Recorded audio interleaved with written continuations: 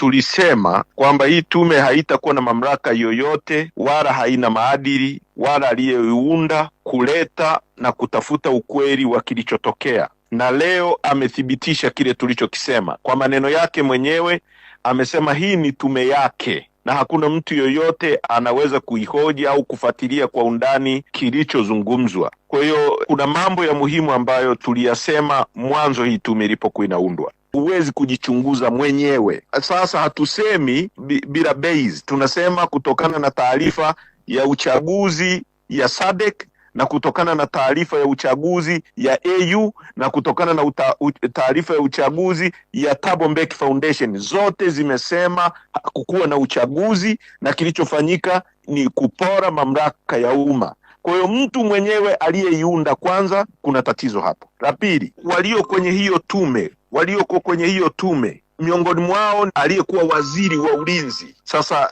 miongoni mwa vyombo vilivyokuwa vinatuhumiwa kwa haya matukio ni vyombo vya ulinzi na usalama. Sasa unapomweka waziri wa ulinzi ambaye ni mtuhumiwa kujichunguza, utegemei kupata kitu chochote.